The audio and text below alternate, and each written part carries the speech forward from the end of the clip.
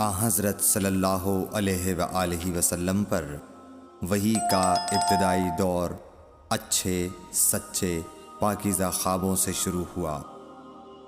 آپ خواب میں جو کچھ دیکھتے وہ صبح کی روشنی کی طرح صحیح اور سچا ثابت ہوتا۔ پھر من جانب قدرت آپ تنہائی پسند ہو گئے اور آپ نے غار حرا میں خلوت نشینی اختیار فرمائی اور کئی دن اور رات وہاں مسلسل عبادت اور یاد الہی و ذکر میں مشغول رہنے لگے۔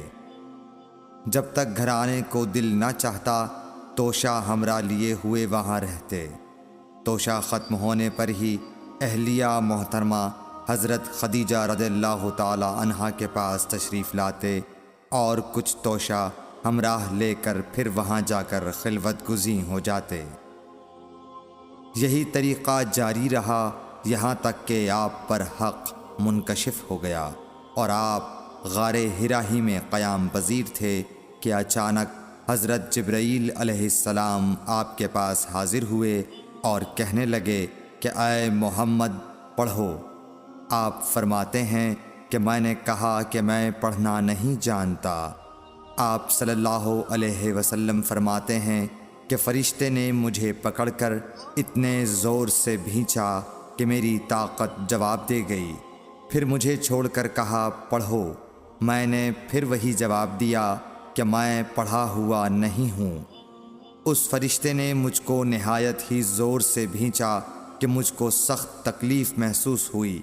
پھر اس نے کہا کہ پڑھ۔ میں نے کہا میں پڑھا ہوا نہیں ہوں۔ فرشتے نے تیسری بار مجھ کو پکڑا اور تیسری مرتبہ پھر مجھ کو بھینچا۔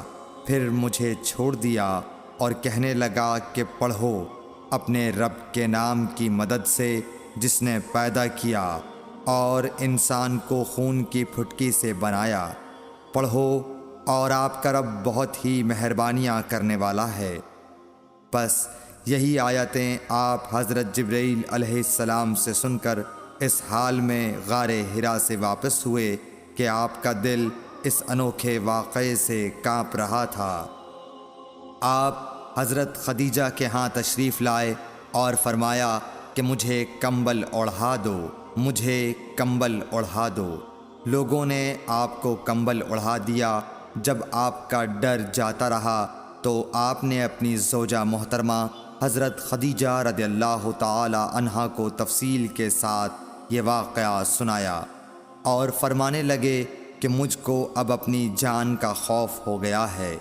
آپ کی اہلیہ محترمہ حضرت خدیجہ رضی اللہ تعالی عنہا نے آپ کی ڈھارس بندھائی اور کہا کہ آپ کا خیال صحیح نہیں ہے۔ اللہ کی قسم آپ کو اللہ کبھی رسوا نہیں کرے گا۔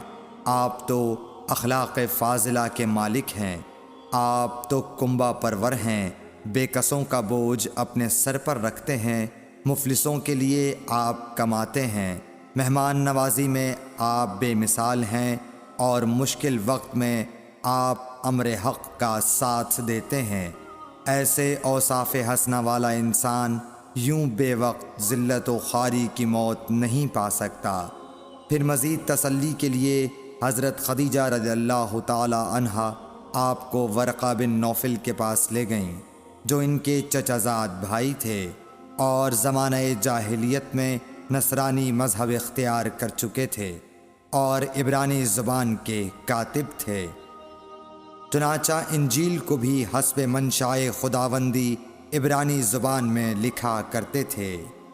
انجیل سریانی زبان میں نازل ہوئی تھی، پھر اس کا ترجمہ عبرانی زبان میں ہوا۔ ورقہ اسی کو لکھتے تھے۔ وہ بہت بوڑھے ہو گئے تھے، یہاں تک کہ ان کی بینائی بھی رخصت ہو چکی تھی۔ حضرت خدیجہ رضی اللہ تعالی عنہا نے ان کے سامنے آپ کے حالات بیان کیے اور کہا کہ اے چچا زاد بھائی، اپنے بھتیجے محمد صلی اللہ علیہ وسلم کی زبانی ذرا ان کی کیفیت سن لیجئے۔ وہ بولے کہ بھتیجے آپ نے جو کچھ دیکھا ہے اس کی تفصیل سناؤ۔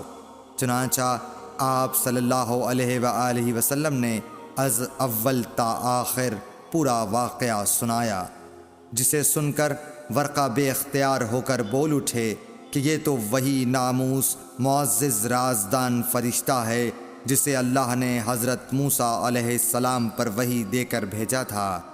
کاش میں آپ کے اس عہد نبوت کے شروع ہونے پر جواں عمر ہوتا، کاش میں اس وقت تک زندہ رہتا جب کہ آپ کی قوم آپ کو اس شہر سے نکال دے گی۔ رسول کریم صلی اللہ علیہ وآلہ وسلم نے یہ سن کر تعجب سے پوچھا کہ کیا وہ لوگ مجھ کو نکال دیں گے، حالانکہ میں تو ان میں صادق و امین و مقبول ہوں۔ ورقہ بولا، ہاں یہ سب کچھ سچ ہے، مگر جو شخص بھی آپ کی طرح امر حق لے کر آیا لوگ اس کے دشمن ہی ہو گئے ہیں۔ اگر مجھے آپ کی نبوت کا وہ زمانہ مل جائے تو میں آپ کی پوری مدد کروں گا۔ مگر ورقہ کچھ دنوں کے بعد انتقال کر گئے، پھر کچھ عرصے تک وحی کی آمد موقوف رہی۔ صحیح بخاری حدیث نمبر 3۔